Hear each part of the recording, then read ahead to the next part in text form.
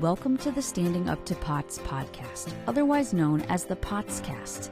This podcast is dedicated to educating and empowering the community about postural orthostatic tachycardia syndrome, commonly referred to as POTS. This invisible illness impacts millions, and we are committed to explaining the basics, raising awareness, exploring the research, and empowering patients to not only survive but thrive. This is the Standing Up to POTS podcast. Hello, fellow POTS patients and peachy people who care about POTS patients. I'm Jill Brooke, your horizontal host, and today we have an episode of the POTS Diaries, where we get to know someone in the POTS community and hear their story. Today we are speaking with Zoe, who kindly agreed to speak with us and share her story so that all of us might benefit. Zoe, thank you so much for joining us today. Hi, I'm so happy to be here. So let's start with some basics about you. How old are you and where are you? I am 17 and I am from Salt Lake City, Utah. Oh, wonderful. Okay. How would your friends or family describe your personality? I think they would say that I'm a very A-type person. I'm really stubborn, but I still try to stay positive with a lot of things. By A-type, do you mean kind of like driven and ambitious? Yeah, definitely driven, definitely very, very stubborn when it comes to a lot of things. I like having things a certain way, really organized and everything. And can you tell us some things that you're good at if we force you to brag about yourself? Well, I am a theater kid. I've been doing performing arts since I was, I believe, in third grade. I'm an aerialist as well, which with POTS, it's fun. And then I love biking, and I'm also a journalist. Oh, excellent. So many things. And just so everybody knows what you mean by aerialists, do you mean like aerial silks, or what does that mean? So it's kind of like if you've seen The Greatest Showman, it's kind of like what Zendaya does, like climbing on the rope and then doing like all the tricks all the way down and everything. Yeah, you know what? I love doing that too, and I find that it really works because I get to be upside down so often. Yeah! At least for me, like, I'm pretty strong. I just cannot stand being upright for too long. And so aerial silks lets me be like just a normal person in the crowd, and nobody knows that I couldn't stand up very long if I wanted to, and you could just hang upside down for a while. I fully understand that. That's great. If you had a life before POTS, can you give us a snapshot of what that looked like? It was definitely more athletic. I still go to the gym. I still do a lot of exercises, but I was definitely a more rambunctious person. I was a great runner as well. Amazing sprinter. Like in second grade, I won an award. Wow. And now I can maybe run like a solid half a football field, if even barely, and then I have to sit for like a while. It'll like knock me out for the rest of the day. Well, yeah, I was going to say, so if you try to run across a football field, what does that feel like and look like? You know, give us the play-by-play.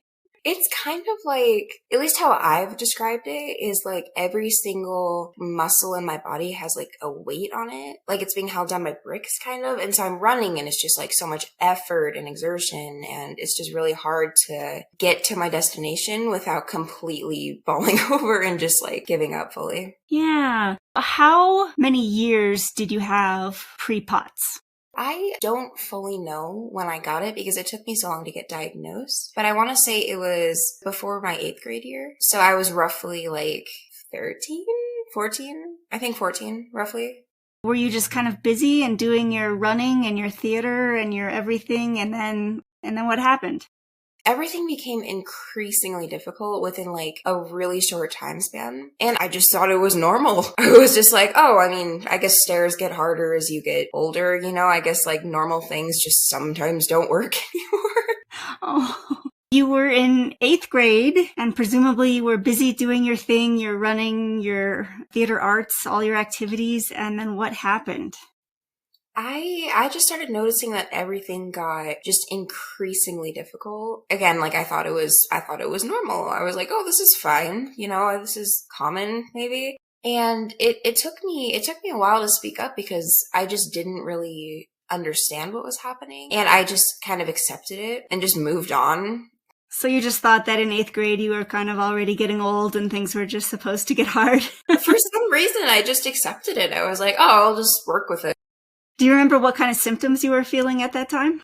Yeah, I do actually. I remember vividly, I was in middle school, so I would be like walking through the halls trying to get through people. We had like an odd amount of staircases too in my middle school, which was hard because stairs. And so I would have to like take a break halfway up, or like once I got to the top, I'd have to like quickly run to like a wall and like pretend to be on my phone as if I'm texting someone. I'm just breathing. Like once I'd ever get to a class, I would have to sit there for a while and just like meditate and just like, it's fine.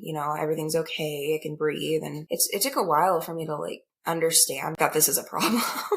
So that's interesting to me that your first instinct was to, like you said, go to the wall and pretend like you're looking at your phone. Because I think I've had that instinct for a lot of my life also, to kind of like pretend like everything's fine, nothing to see here. Even as an 8th grader, it was your instinct to kind of just gloss over it and not say, help, something's weird. Yeah. Can't walk up the stairs. I've always been the kind of kid, like even growing up, like I would stub my toe or I would somehow get like a scrape on my knee and just like move on, say absolutely nothing, just tolerate it for no reason either. I just did. It was interesting. So I guess it just kind of followed me through like middle school too. How long did that go on for? I guess even still today, because I remember vividly a few days ago getting into my friend's car, I fully like whammed my elbow and like hit my funny bone, but stayed just stone cold, sat down, moved on. You're the no drama llama. So when did you speak up and start seeking answers about what was going on? I think I was talking to my dad, like in the middle of my 8th grade year, and was just saying, oh, it's been a little bit harder to, cause I was in a show at the time. I was in, I think it was Thoroughly Modern Millie. And I was like, oh, it's been a little bit harder to like get to my spot on stage because I have to run like across the building and then to the other side of the auditorium. And he was like, oh, you've always been fine. You hate running, but you've always been okay at it. And I was just like, yeah, it's just gotten a little bit harder, And then I just like, since I told him that, I just kind of kept like telling him that for a little while. And then he started getting genuinely worried. And then I started getting worried too. I was like, oh, I don't know really what's going on. But I think I was in 9th grade by then too.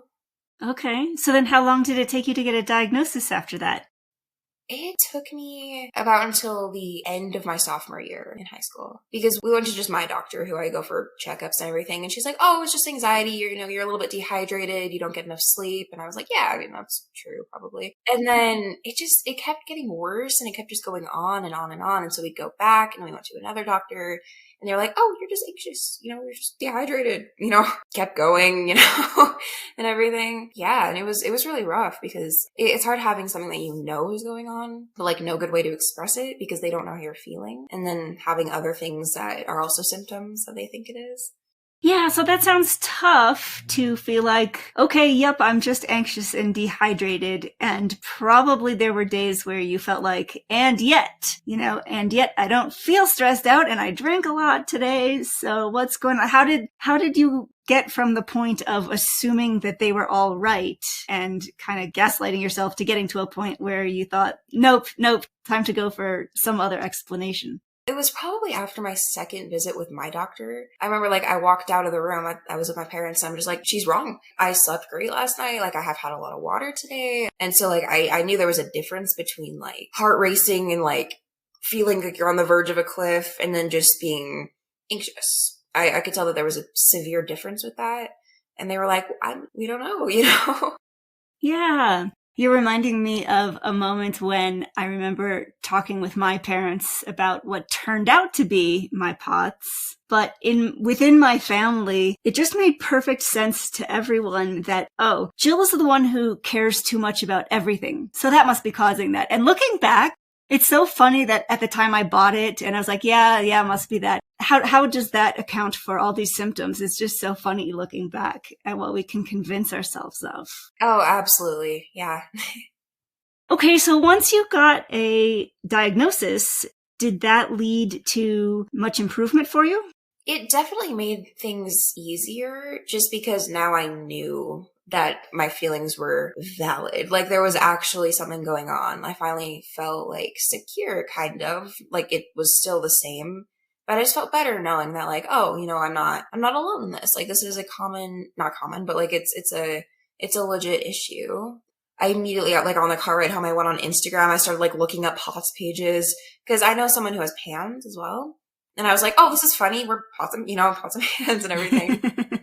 Yeah, so I reached out to her and she's like, I actually don't know anyone with POTS. And I was like, oh, okay, cool. You know me now. Have you found any things that really, really help? Definitely a lot of water. I constantly have one on me. And I increased my salt intake as well. I get those like little packets from restaurants and just like keep them in my backpack. And like I have a little hoard.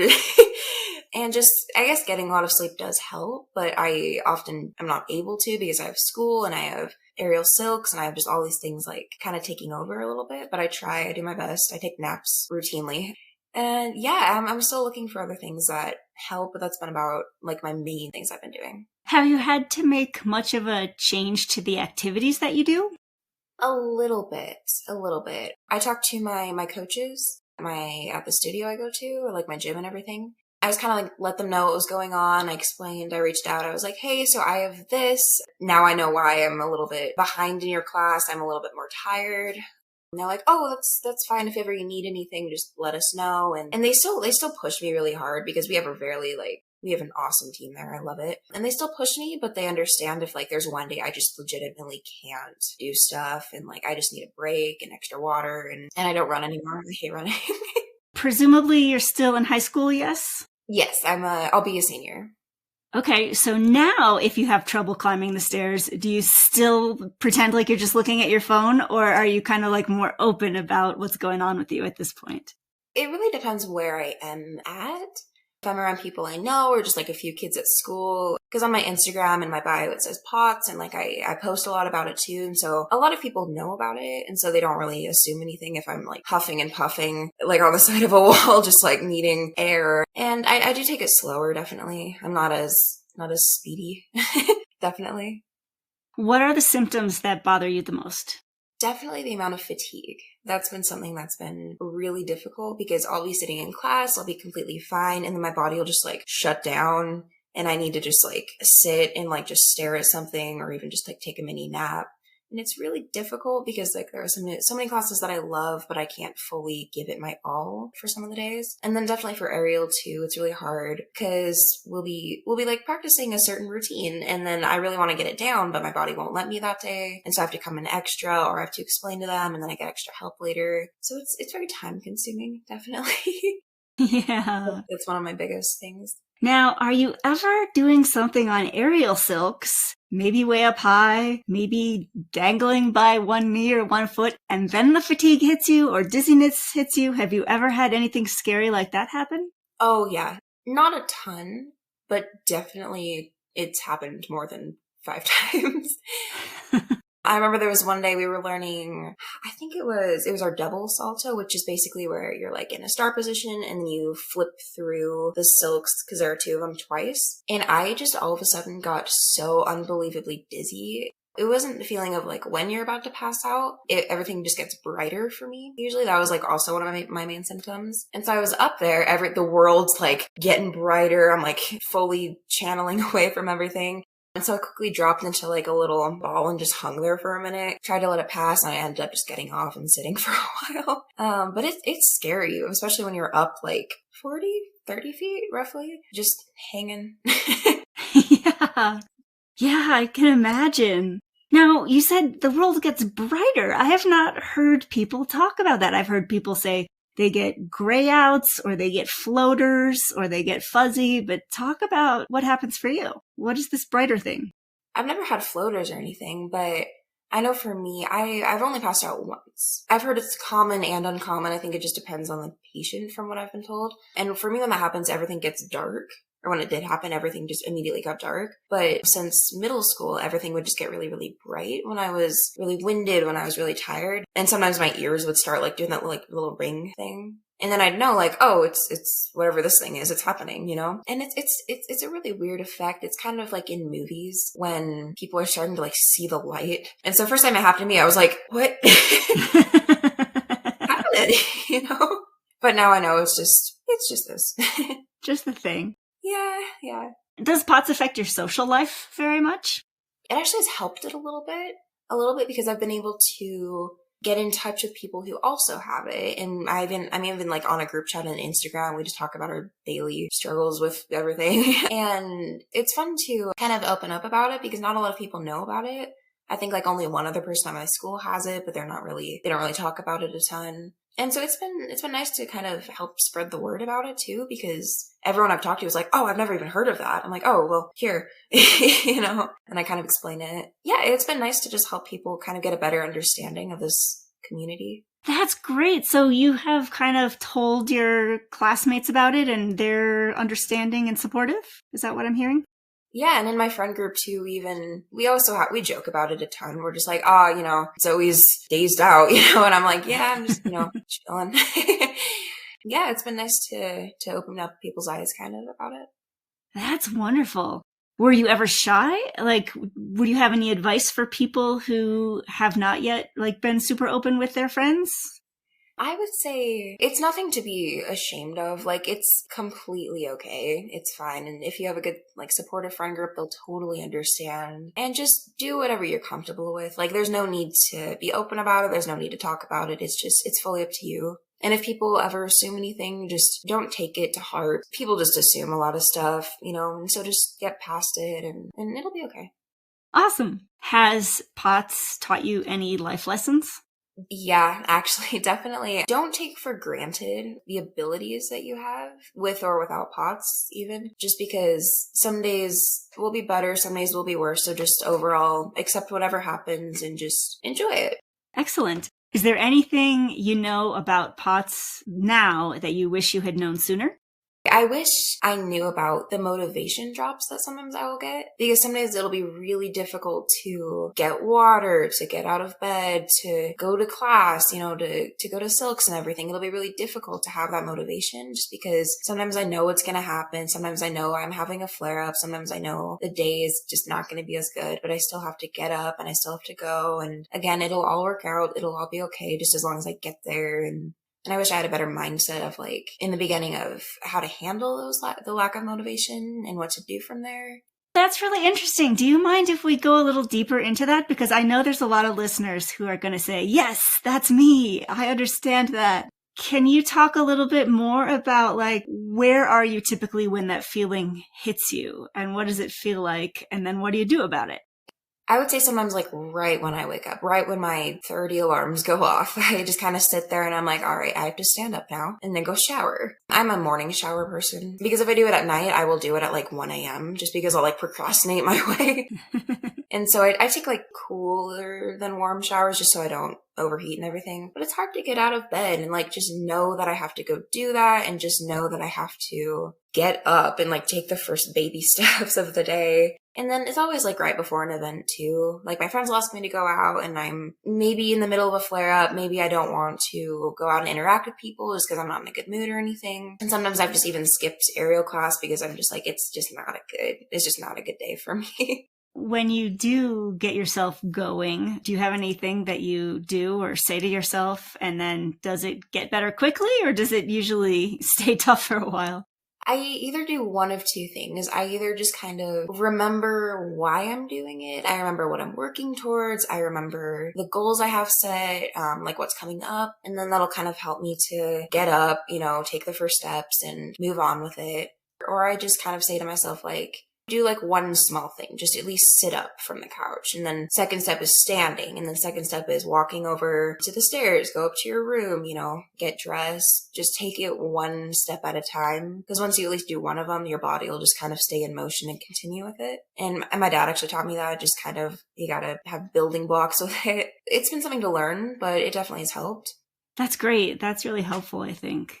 Kind of those are the make or break moments, right? Yeah, definitely. If you give in to every one of those for too long, then you have stayed in bed a lot. And that, at least for me, is kind of the start of downward spiral. Yeah, I'll sit and I'll stay. Nowadays, what counts as a POTS related victory? Definitely just the feeling you get after doing something. Just, oh, I accomplished this, I accomplished this, Even though it was hard, even though I had to work towards it a lot and I gave it my all, I accomplished it. And I'm just proud of myself. That's great. Yeah. Are you up for doing a speed round where we ask you to say the first thing that comes to mind? Yeah, I'll do my best. What is your favorite way to get salt? Salt packets, or those little salt shakers. Just like you lick it off your hand, not even on any food No, or I anything? dump it in water, or like just on. Ah, okay. What is the drink that you find the most hydrating? I use liquid IV, which has been really nice. What is your favorite time of the day and why? I am a night owl, and definitely why is because it definitely gives me the mental freedom of like, oh, I have all this open time, even though I'm hurting my sleep. I have so much open time. Where is your favorite place to spend time and why? Anywhere with my friends, usually. It's a nice build up, or the theater room in my school. How many other POTS patients have you ever met face to face? Only one. What is one word that describes what it's like living with POTS? Relentless, but that relentless symptoms and relentless motivation too. It's a double-edged sword. Oh, I like that. What is some good advice anyone ever gave you about anything? Just do the thing. You're here, do it. Really weird advice, but it's worked. Yeah, that's funny. That makes me think about my husband sometimes, where if it's like a weekend and I'm planning to exercise and I'm like getting up the nerve to exercise and I'm like trying to get just the right hydration and just the right this. And in the meantime, while I'm taking all this time to get everything right, he just goes out and he does it and he's back. And I'm like, geez, if I had just done it by now, it would be all over. I get that. What is something small that brings you comfort or joy? My dog. A few days ago, I was just really angry. I was just sitting there. I was just so peeved at myself because silks didn't go well. And she just came over and sat on me. And I was like, this is the cutest thing. Oh, how sweet. Who is someone you admire and why?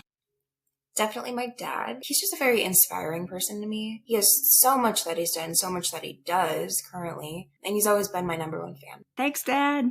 Yeah.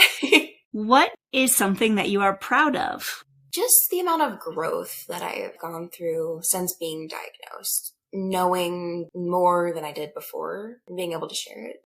Excellent. What is the toughest thing about POTS? Knowing the abilities I had before, but not being able to reach them anymore has been really, recently difficult as well. What is an activity that you can enjoy even when you're feeling really potsy? I have been binging a lot of TV shows lately, and rewatching as well too. I can just sit, stare, and it's great. And painting too. That's another one. Oh, what kind of painting do you like to do? Anything with acrylics definitely has been my favorite. It depends on the POTS day, because sometimes I'll be really shaky trying to get fine lines. I'm just I can't today, but. That would be interesting to try to draw or paint the same thing feeling really potsy and then versus the day when you were not symptomatic at all and just see the difference. I might have to do that. What helps you fall asleep, if anything?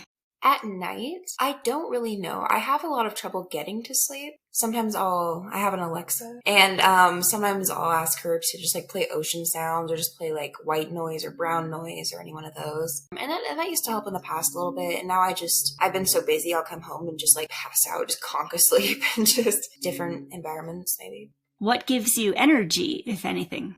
Moral support, definitely. A lot of my friends will kind of help build me up, be like, you got it. Just do the stuff. You can go to Silks. I'll give you extra time to get ready. It's okay. You don't need to rush. Just take your time. What is a gift that you would have sent to every POTS patient on earth if you had infinite funds? Just a healthy state of mind. Just give everybody love, motivation, and happiness.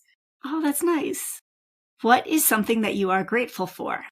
I'm definitely grateful for my family and my dog. She's also family. They've been here, and it's been really nice. Can you finish these sentences? I love it when... I can stand up without it being really, really bright. I hate it when... I stand up and it's really bright. People might suspect you're a potsy when... You have those gallon water bottles off of Amazon that are the big, chunky, and they have the times on the side. I have one of those and I love it.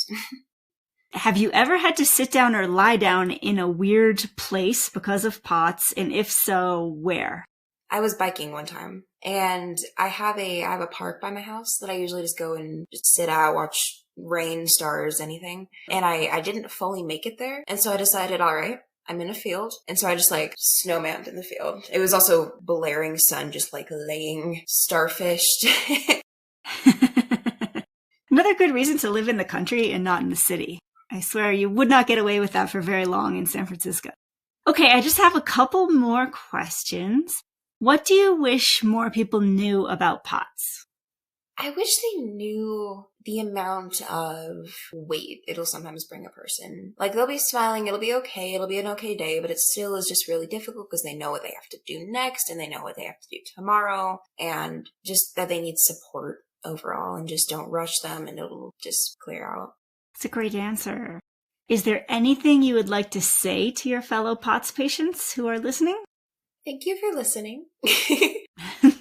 I'm really glad to have been able to meet a lot of you online and just to have such a great community. And it's really helped me not only learn, but get a better perspective on who I am and like what I need to do and how I need to live now. And last question, why did you agree to let us share your story today? I thought it would just be a really cool opportunity because I have a lot of people asking me questions all the time, but I've never been able to give like a good talk about it as well, because they'll ask me like, oh, well, what's like something I can help you with? And I'll just say like a very generic basic answer and I don't really go into it. And so I said yes, because I just thought it'd be a really good way to actually share kind of like what about me and then just like a generic answer and to have this cool experience and meet you, obviously. I love your podcast. Hi. Well, that's great. And that's so kind of you. And thank you. We really appreciate getting to hear about your story and your insights. And you have a lot of wonderful insights. And so I know everybody listening is just wishing you all the best going forward. Hey, listeners, I hope you enjoyed today's conversation. We'll be back again next week. Till then, thank you for listening. Remember, you're not alone, and please join us again soon. As a reminder, anything you hear on this podcast is not medical advice. Consult your healthcare team about what's right for you. This show is a production of Standing Up to POTS, which is a 501c3 nonprofit organization. You can send us feedback or make a tax-deductible donation at www.standinguptopots.org. You can also engage with us on social media at the handle Standing Up to POTS. If you like what you heard today, please consider subscribing to our podcast and sharing it with your friends and family. You can find us wherever you get your podcasts or at www.thepotscast.com. Thanks for listening.